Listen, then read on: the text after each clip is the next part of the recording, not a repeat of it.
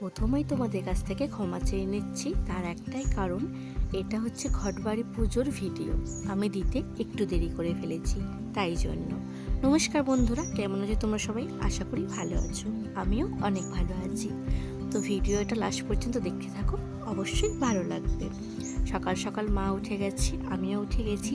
স্নান টান করে ফ্রেশ হয়ে নিয়ে আমরা পুজোর কাজে হাত লাগিয়ে দিয়েছি। আর এখানে সব কিছু পুজোর জোগাড় হয়ে গেছে।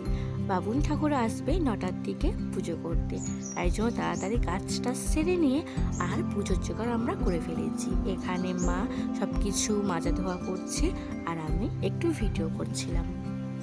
তারপর মাকে বললাম, সবার বাড়িতে তো পুজো হবে, কেউ কারোর বাড়িতে প্রসাদ খেতে আসবে না, তাই জন্য তুমি ফলগুলো গোটা গোটায় দিয়ে দাও, যাতে নষ্ট না হয়।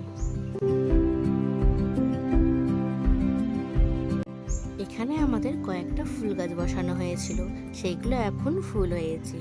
হলুদ ফুলটা হয়েছে থোকা, আর অরেঞ্জ কালার ফুলটা হয়েছে চুটকি গাঁদা। কেন এরকম হয়েছে বুঝতে পারলাম না, কারণ সবই চারা গাছ একই রকম ছিল, কিন্তু একটা চুটকি গাঁদা একটা থোকা ফুল কেন হয়েছে বোঝা দেয়।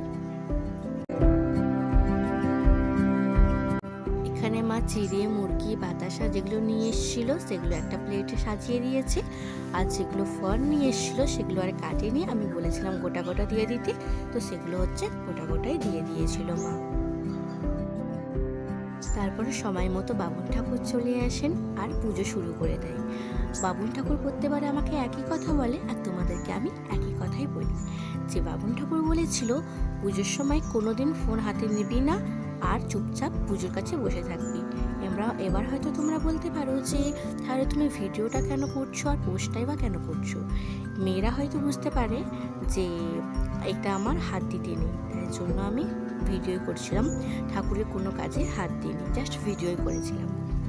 কিন্তু সকাল সকাল উঠে স্নান টান সবই সেরে নিয়েছিলাম, মায়ের হাতে হাতে অন্য কাজ করেছিলাম, কিন্তু পুজোর কাজ করিনি, কারণ আমার হাত দিতে নেই, তাই জন্য আমি করিনি, জাস্ট ভিডিওটাই একটু করেছিলাম।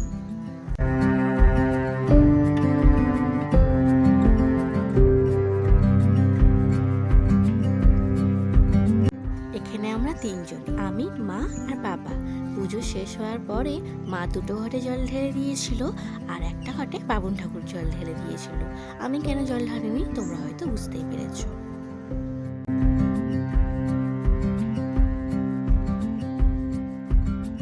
পুজো শেষ হবার পরে প্রসাদ খেয়ে আমরা রান্নার জোগাড় করতে বসে যাই। এখানে মূলো শাক ভাজা, উচ্ছে ভাজা, সবজি ডালের জন্য কড়াই, আলু, একটু মূলো দিয়েছিলাম, সিম ভাজা, বেগুন ভাজা, সব কিছুই হবে। আর মূলোটা তো খেতেই হয়, যেটা তোমরা অনেকেই জানো। তারপর এখানে ডালটা একটু ভেজে নিয়েছিলাম, কারণ সবজি ডাল করা হবে তাই জন্য। তারপরে ডালটা একটু ভেজে নেওয়ার পরে কড়াইগুলো, তারপরে সব সবজিগুলো দিয়ে নেড়ে নুন হলুদ যা যা দিতে হয় দিয়ে আর জল ঢেলে দিয়েছিলাম।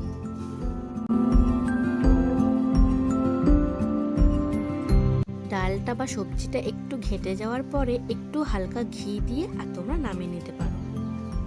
সবজি ডালটা গ্যাসে করা হয়েছে, তারপরে উনুনে যা যা ভাজাভুজি ছিল, পাঁপড় ভাজা, সব কিছুই মা জাল দিয়েছে আর আমি পাশে বসে বসে সব কিছু করে দিয়েছিলাম।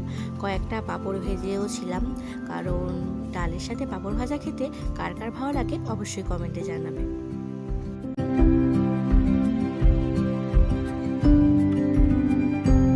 শিমগুলো একটু নুন দিয়ে ভাপিয়ে নেওয়া হয়েছিল, তোমরা কিভাবে শিম ভাজো অবশ্যই কিন্তু বলে যেও।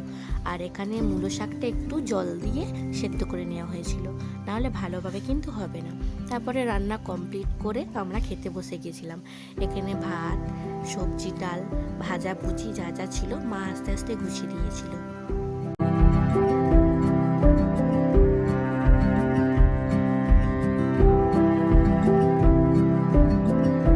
দেখতে পাচ্ছ মা কত সুন্দরভাবে খাবার থালাটা সাজিয়ে দিয়েছে। এত সুন্দরভাবে মুখের সামনে যদি কোনো খাবার থালা সাজানো থাকে তাহলে নিমিষের মধ্যে কিন্তু সব ভাত শেষ হয়ে যাবে।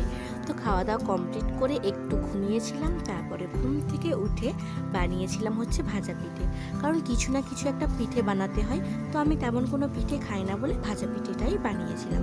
তো পিঠেটা কেমন হয়েছে অবশ্যই কিন্তু বলো, আর তোমরা কে কে পিঠে বানিয়েছিলে অবশ্যই কিন্তু কমেন্টে বলে যেও।